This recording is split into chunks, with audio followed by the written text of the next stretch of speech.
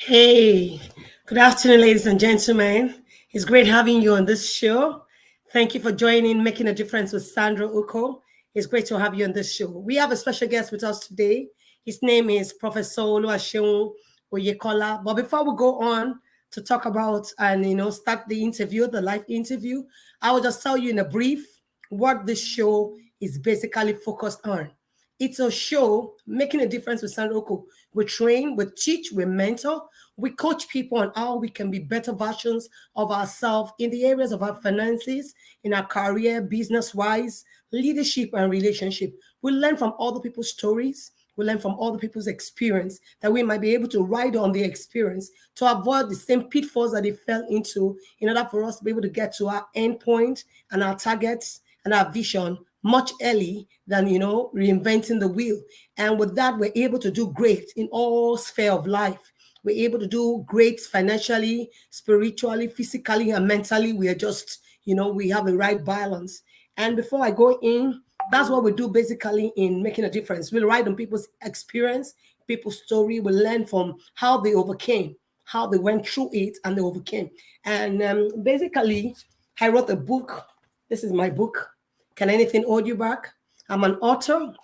I'm a John Maxwell certified coach, speaker, and trainer, and also an author. I have this book I just, published. And if you've not had this copy of this book, please, I'm encouraging you to go get the book. You can get it on Amazon, Jumia, from wherever you are.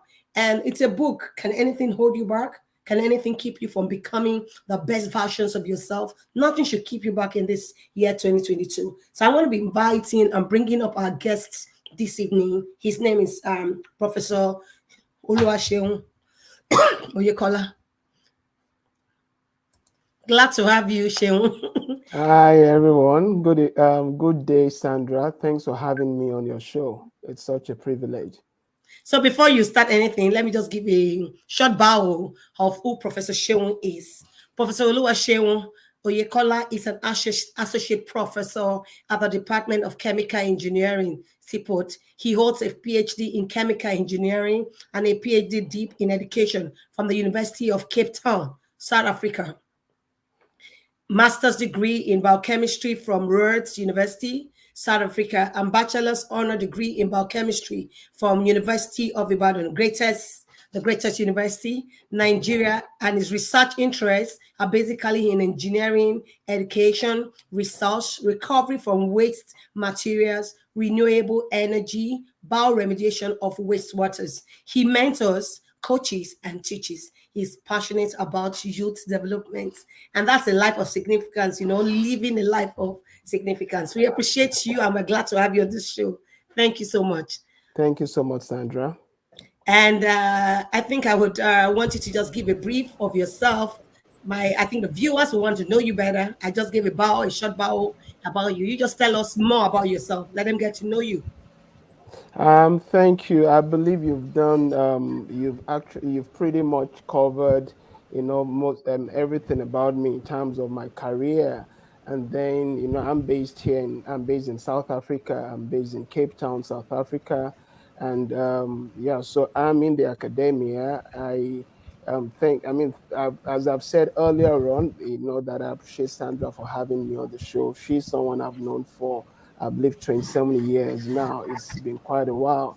So it's great to, be sharing similar passion. It's great to be to be so passionate about impacting others. That's something I've always believed that life is about. That life is about purposeful living. Life is about being intentional.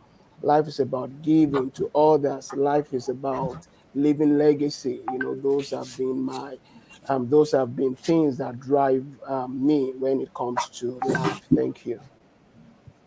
That's awesome. That's awesome. And you just know, I was telling you some time ago about the conference. I don't know if I mentioned it to you. I just got back from a conference. And Yes, yeah. it is leading with significance. Life Yeah. is only lived when you are able to impact people around you. And what he did said was like, we are transformational leader. We are transforming lives all around. And that's what we have been sent to do. We're meant to transform the people we meet, Yeah. leaving them better than they initially met. Yeah. People come into your life for a certain people reason, around you. and God And has what allowed he it did for said was like, purpose. we are You get what I transformational mean? leaders. And We once are they come transforming into your lives life, all around. they are And meant that's to what we impact are sent you. to. They're We're meant meant to to leave transform you people. better than you initially met them. Thank you for coming on the show. And before we go Leading in, them better by my colleague, protecting his people. name is People come into Financial your life Paul. for a certain He reason. has And God, and what he did said show was like, that he runs, and the show is done every, I think, weekly. Become Rich Africa. His name is Financial Paul. Paul, I don't know if you're online now, if you want to speak and introduce yourself so that people get to know you better. Yeah, I'm here. Can you hear me, please? Yes, but your video is not Yeah, on. can you I hear hope me, that, everyone? yeah, we can hear you. Okay, I'm trying to fix this now. I'm trying to fix this. A minute, please. Just okay. So let me try and see if I could. I just had to Yeah, we can give see us you. what's it Yeah, called? It I can see you. okay. Thank you. Yeah, thank you so much. Yeah, good evening, sir, Mr. Shegu and Sandra. I'm Financial Paul. So sorry, I should have joined us earlier on. I had to just meet up with one or two stuffs. So, Financial Paul actually talks on business and investment. I'm a member of the Institute of Chartered Accountant, and I have a YouTube channel called Financial Paul Channel. Another platform I teach a lot of people on business, investment, and the likes, how to make, manage, and multiply their finance. Because a lot of people in this current season are really boxed in the corner, looking at the strangulating economy all over the world, not only in Nigeria. And we look at different business and investment people can do that can help them make, manage, and multiply their income. So, and I'm glad I'm on this show with Sandra and my professor, Mr. Professor, Sher. Professor Oluwaseun Oyikola. I think you're missing. Brother Luasho, I've heard a lot about you. Like for 2, 3 weeks, Sandra has been telling me, "Oh, this guy is coming. He's coming. Mr. Shehu is coming," and Thank you. I'm always I'm waiting to hear and learn from you, sir. Thank Thank you, Yeah. you. Paul. Yeah, looking forward to learning from you as well. Thanks. Yeah. Yeah, before we go in, I actually want to just say thank you for my viewers watching, everyone watching. Thank you. I already reiterated what this show is all about. We'll learn from people's story, we'll learn from their experience. And that's because when for us not to repeat or reinvent the wheel, we don't want to fall into the same pitfalls the people in the past has fallen into. We can learn from them, latch on to their experience, and ride faster to get our goals earlier and faster. And he says, if you want to go far in life, you go with people. But if you want to go fast, you go alone. So we are going together as a team. We're working as a team. There is so much power in working. He says 1,000. He said one shall put 1,000 to flight. But when two come together, we'll put 10,000 to flight. So we are 3 here coming together to discuss. And I think we're going to be rubbing the minds. And our viewers want to say thank you for staying put. And I hope you have your pen and everything ready. Shewon is a scholar, is an academia. I've known him for the past 27 years as a classmate. I didn't want to mention that. We went to school together. Greatest UIs. Yeah, We're together. great. And after school, he went further. He didn't stop. I just knew that we were never in church. Shewon was nowhere to be found. Shewon went to. We just got to know that Shewon was in South Africa, and we've heard so many stories how what Shewon is doing. And I said, Shewon, you can't afford to escape this one. I'll have to bring you on this channel so that those in academics and those in other institute of education trying to pass knowledge to people can learn, and even those who are thinking of venturing into teaching, lecturing. It's a very impactful sphere of life. Is a very impactful business or experience you can gain. You're touching lives, and you never know the lives you'll touch, how far they will go. So right now, Sharon, I want to find out from you what informed your career, what informed the pathway. For every reason, sometimes our parents will say, okay, read this course. Did you have that passion to come in to read about chemistry to the extent that you went into lecturing and you've been reading all your life? I know you. And now you're a professor in such a short while. I would say maybe you're one of the youngest professor I know. So I want you to talk to the audience. Tell us what informed your chosen career. Yeah, thanks, Sandra. So, in terms of my career, I can say that, as they say, when it comes to teaching, that teaching is a calling. That's what people say. That is not something that you just want to dabble in as you wish. And growing up, it's something that I way back, even as way far back as elementary school. I'll help my friends with their maths, with their homework, with their assignments. That continued, even up until high school, and then the university, will arrange tutorial with friends. And that, so that is been my passion. And I think another thing is has been in my parents. I must give kudos to them in terms of my career path. I still wonder what they saw in me, the kind of decisions that I made, they allowed me to make decisions on my own. They guided those decisions, but they gave me, they gave me a lot of latitude. They gave me, that autonomy to make certain decisions myself at a very early age. I still remember, as early as 10 years old, when I was going to into the high school. I had two options of secondary schools that I could go into. And my parents asked me, they could have easily just told me, that you'll be going into this secondary school. But they asked me which one did I want to go to. I picked, and that was it. And I remember even when it came to going into the university as well, I wanted to study medicine, which I was so passionate. Mighty, Sandra mighty. is already laughing because we had similar story. We've got similar story. So I wanted to study medicine, and then based on the Yeah. matriculation exam that we did, I didn't meet the cutoff mark, and so I got in to study biochemistry. And even to do that again, going back to my parents, then I had two options. It was either I do biochemistry or physiology. I remember growing up, if you are good in physics, chemistry, biology, by default, if I could put it that way, our knowledge was limited. The people would say, you know what, you should go study pharmacy or medicine. If you are good in mathematics, further maths, people would say, go do engineering. So we weren't exposed to those other courses, physiology and biochemistry. I didn't know anything about those, physiotherapy at that point. Yeah. So my parents giving me the option again, was something that I must say still blows my mind till date, because I was 16 years old at that point when I was getting into the university. So I chose biochemistry. I believe that apart from the fact that my parents gave me the latitude, I believe God was also directing my path. So I got into biochemistry, and as many of us wanted to, I was hoping that by second year, I would be able to change into It would medicine. change. That didn't happen either. So I just continued. So I thought, you know what? Let me just put in my best into this. Let me get the best I could get out of this. So I did that. And by the time I finished, and remember then we had the university was closed down for almost a year at some Yeah. point. So, but this, even with that, I was still able to finish my first degree by age 21. So by that time, people, told me, and I was advised, you're still young. You could easily go back to doing medicine. By this time, you even have the leverage in the sense As a that biochemist. biochemistry, and you remember, biochemistry used to be um, a subject that medical students found very difficult. Yes, they So were I always felt failing like, it. I had that leverage that if you've studied biochemistry, It'd be doing good. medicine should be relatively easy at some Easy. point. But I told myself, what, I'll just continue on this path. So I did my master's, and also seeing what was happening then, I told myself, what, I wasn't going to stay back and do my postgraduate degrees back home in Nigeria. But so I had, that's the other thing I would like to emphasize in this talk. So I've talked about my parents, I've talked about, divine guidance.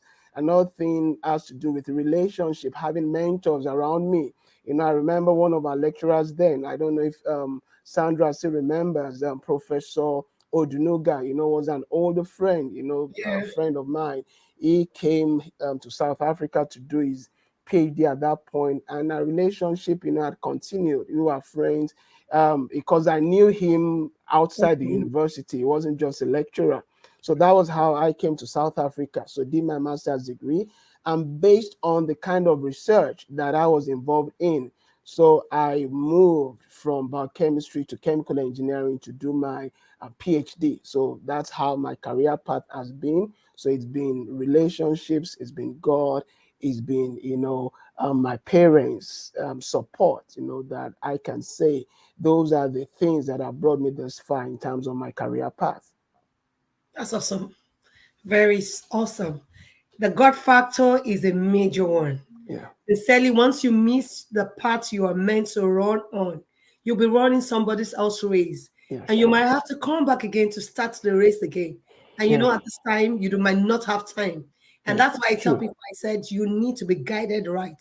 Yeah, And that's the reason why we're having this show, because there's still other things you might want to still do in life. You yeah, need to be sure. guided right.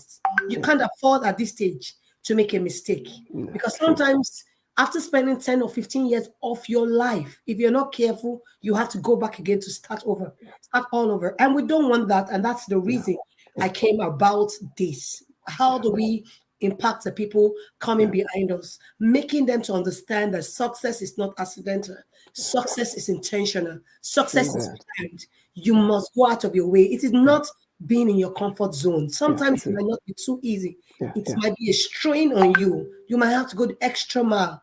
And beyond that, you need relationship. yeah, You need mentors. You need people to yeah, talk, be around you. You yeah, cannot run alone. That's why I said, if you want to go faster in life, you could go faster, yeah, but repeat the race again. But if you want to go far, you need people. You need to bring people of like minds together where you can learn from them. And your story was awesome. And I know that to me, I was saying Sheung was just there. Sheung left every one of us while we're going to look for how to live, how to, get married and settled. Sheung went schooling. We didn't hear from Sheung after a long time. Though I went immediately to do my master's. But after master's, I didn't want to go. I wanted to work. And knowing that after school, your parents are waiting for you to get out of school and start making that money for them. yeah, So you can't say you want to go to school again. You have younger ones behind you. So you need to get into the job market, start bringing in money. And so it's been so awesome having you on this show. I want to ask, how do you cope?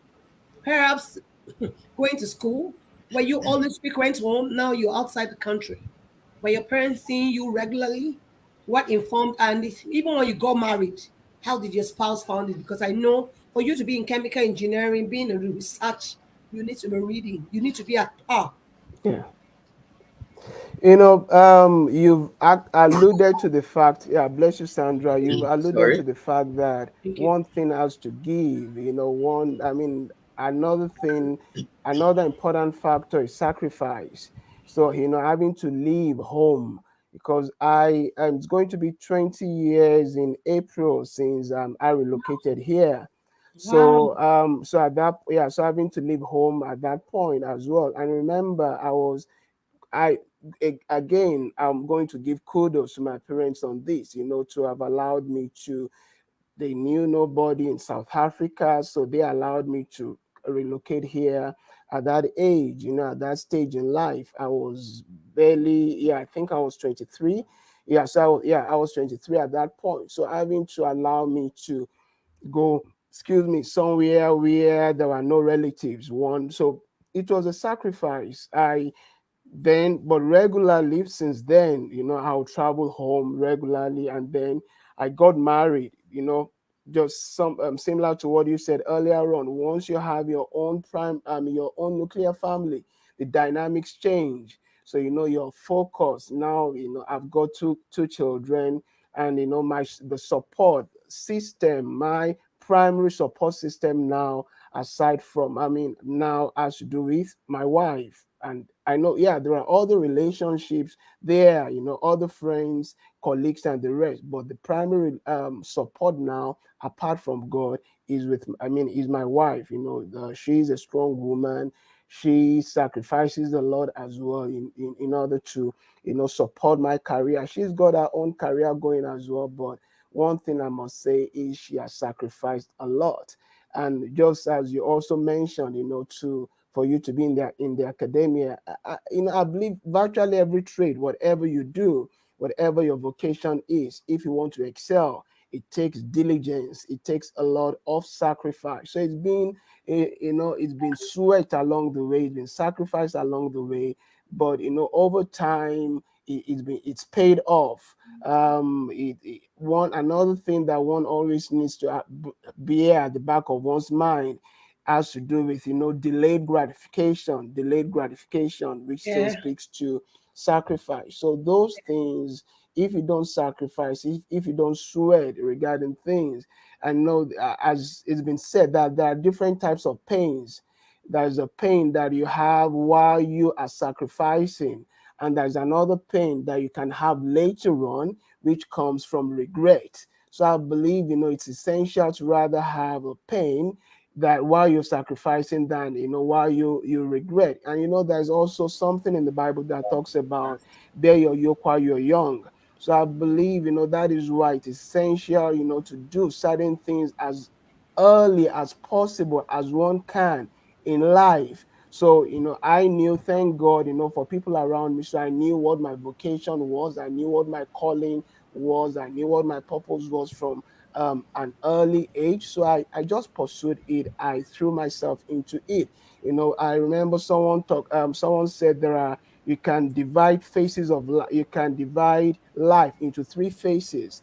So the first phase, your first 30 years, the person called it your learning years. So that is when you're expected at least to have, gotten your first degree, your first 30 years, get your first degree. It will be an extra if you are to do a master's degree or a PhD. But primarily, if you have the opportunity, get your first degree, go into high school, have that. And then the second phase, the next 30 years is called the earning years, the Yeah. earning years. So that Yeah. is when you're expected, you should be working. It's either you've got a business going, you should have something that you call your own career.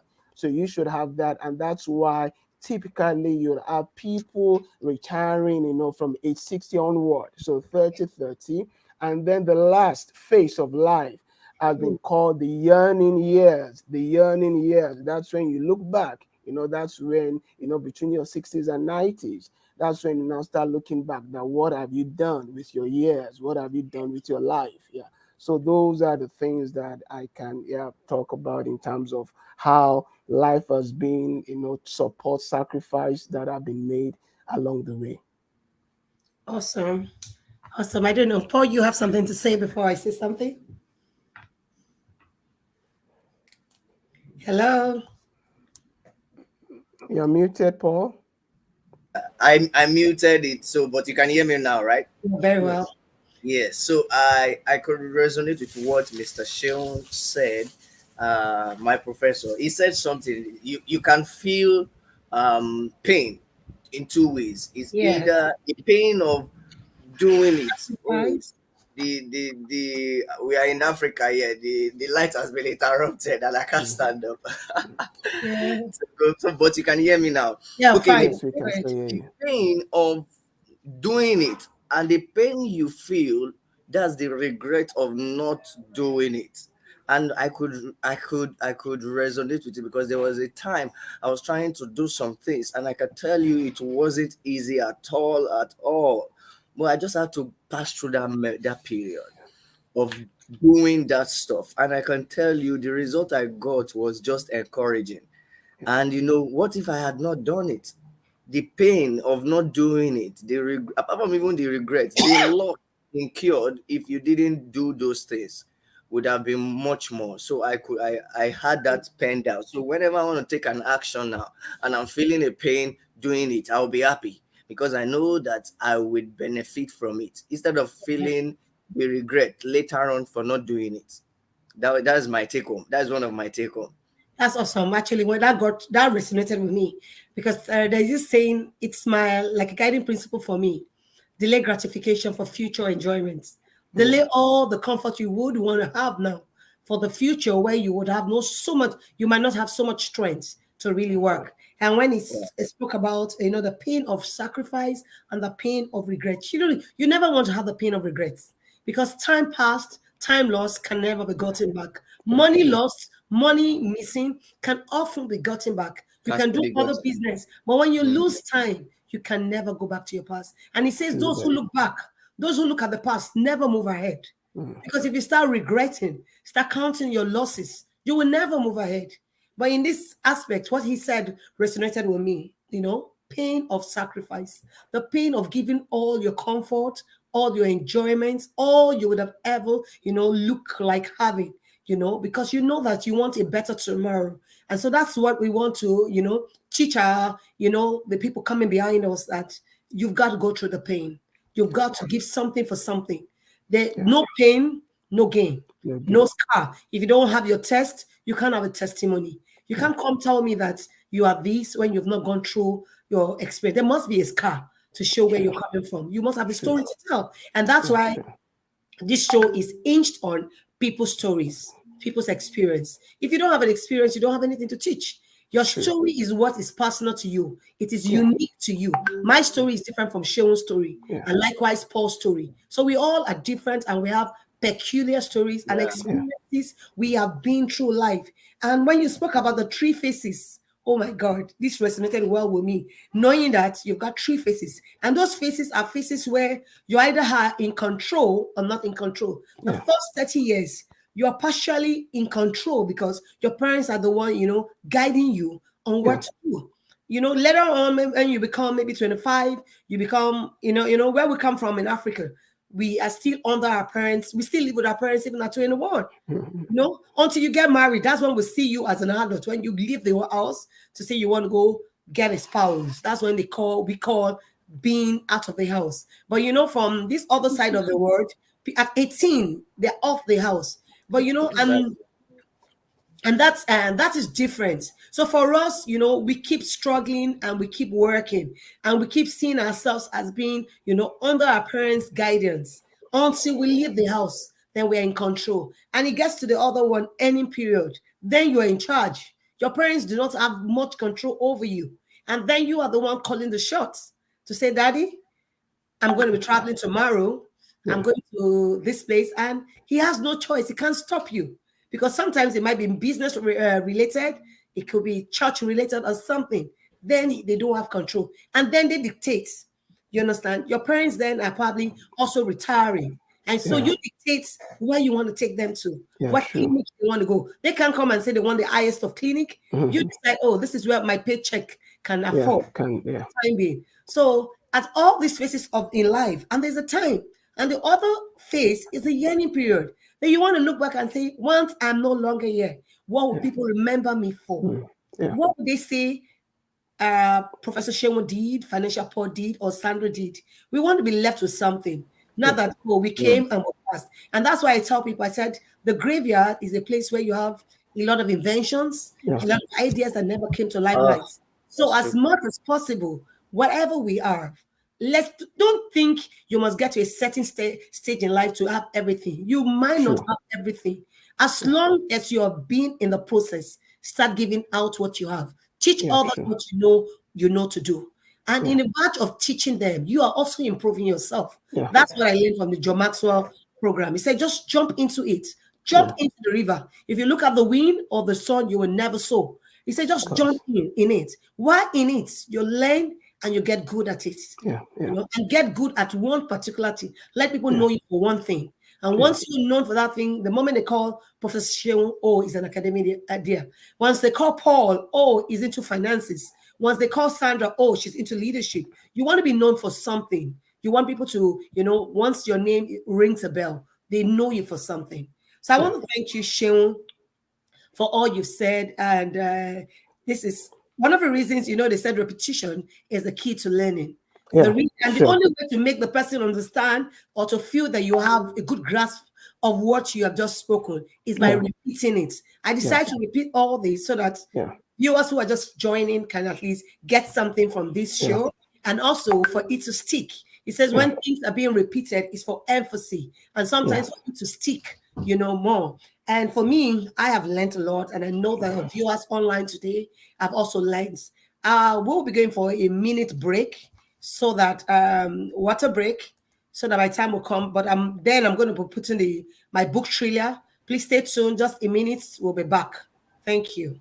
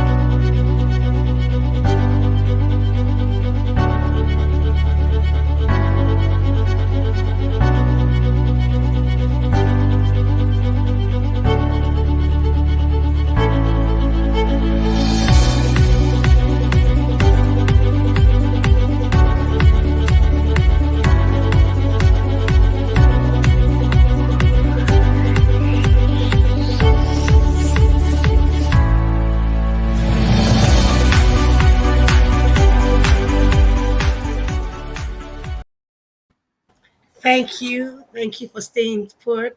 Thank you for connecting. We appreciate you. Sharon, I probably want to leave 1 or 2 minutes for people to ask questions. Perhaps the people who have questions they want to ask so that they can ask. And before we call it a day, normally it's supposed to be a 35 minutes show, just to give room for others to ask questions. And Paul, if you have anything to say, this is time to say something before we call it a day.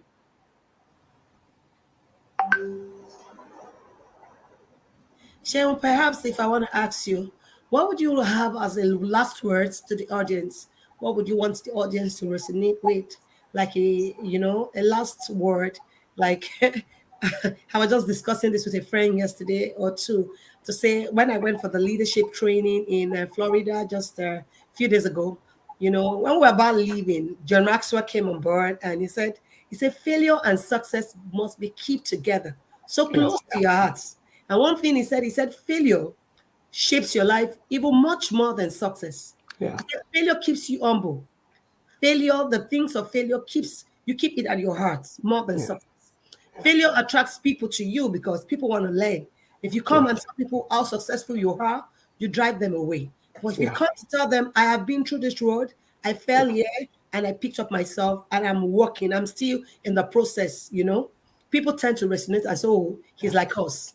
And that makes them feel at home with you to be able to share their story and come for you, as in ask their question. So what do you have for the audience? What would you want to say as a last word that someone who joined just maybe 5 minutes ago would say, okay, I got something from Professor Oluwaseun Oyèkọ́lá. Yeah, so you've talked about failure, the fact that, one of the things that John Maxwell talks about is failing forward. If we are to spend longer time here, I'm sure we all have different tales of different. So I've had my share of failures along the way, but the bottom line is we always need to remind ourselves, that failure is an event, so we need to keep moving on. That when we look back, eventually what we believe is a big deal at the moment. So whatever situation might be going through at the moment, when you look back in the next couple of years, you see it's nothing. That's one thing. Another thing I'd like to emphasize about has to do with, issue of skills, skill development. It's also been said, there are three different groups of people. You have the unlearned, you have the learning, and you have the unlearned, learning, and the learned. There's a tendency for people to say, what, I've got multiple degrees, so I'm learned. That's not the position to be. The best position to be is to be learning. It's been said that leaders are learners. So if you want to keep leading, if you want to be at the cutting edge, definitely need to be a learner. So another thing, still regarding skills, is a principle that John Maxwell talks about quite a lot, which is the 70-25-5 principle. 70-25-5 principle. If you add everything Okay. together, that would be 100%.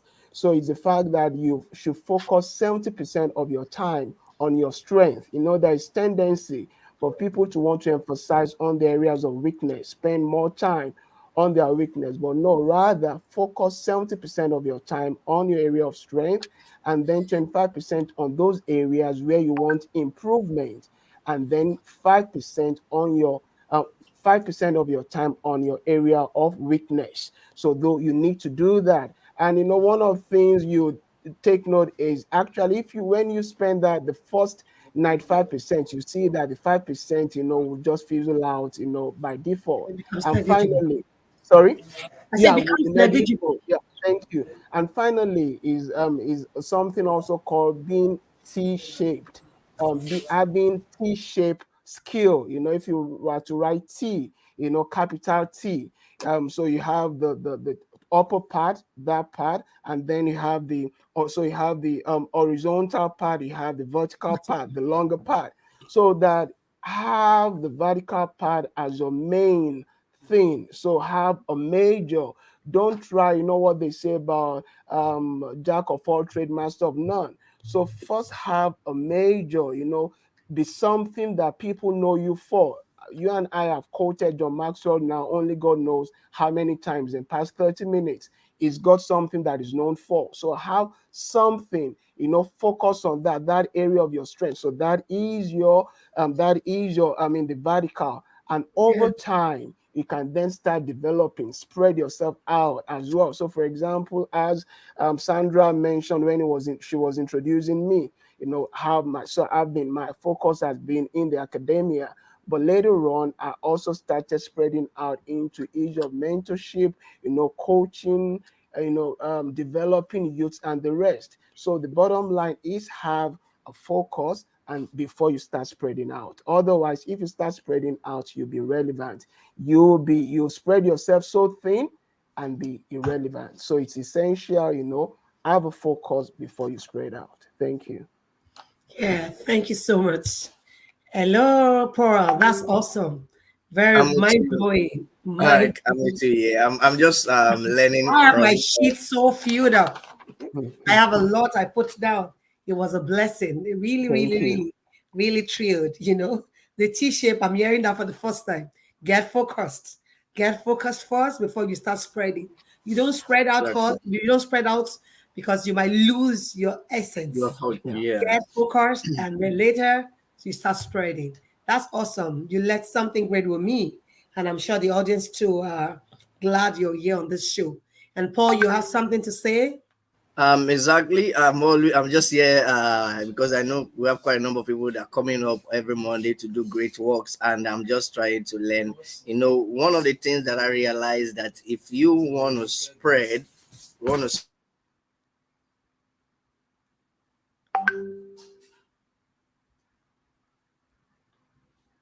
I guess network. I hope we've not lost him. okay, I'm here. Can you hear me now? Sure, sure. Great. I think one of the things I learned from Mr. Shewa, and I can also buttress on that, is that when you start focusing on so many things, you have a mixed audience, or you have a mixed people who are interested. Take for instance, you are pushing a particular what was it called? Like Sandra now, she's speaking on leadership, and you wake up tomorrow, you talk about education, like Mr. Sherwin is on, and you wake up another day, talk about politics, you talk about finance, you have mixed audience. People don't really know what they know you for. No, but when you have already pushed, you started on a single focus, and you've generated a lot of what is it called, attention, and the interested people, and you know that those people also have other areas of their life. They are not just focused on education, but they need to just get to know you from one, and by the time you want to impact them in other areas, then you cannot be an influence on them. So but when you start by just talking about different areas, you can't grab them, you can't be an influence over them, because they just look at it, you just have mixed audience. So you have confused audience. But when you already focus on one person, one area, and you pitch out and you grow your influence and you reach out to a number of people, then you start talking about different areas of their life and they are ready to follow you, to hear from you and learn from you. So this is also one of the on that T part that on that side that Mr. Sean talked about, focus, then you now branch out to different areas. I think it's a very, very key one. Thank you so much, Sean. We appreciate your time. Thank I want to you. thank our audience that are connecting from everywhere in the world. Thank you for staying put. We appreciate you. Thank you. If you want more information on this channel, you can send us a mail at info@deepinsideworld.com. Thank you very much and have a blessed evening. Bye. Cheers, everyone. Bye. Bye, everyone. Bye, everyone. You.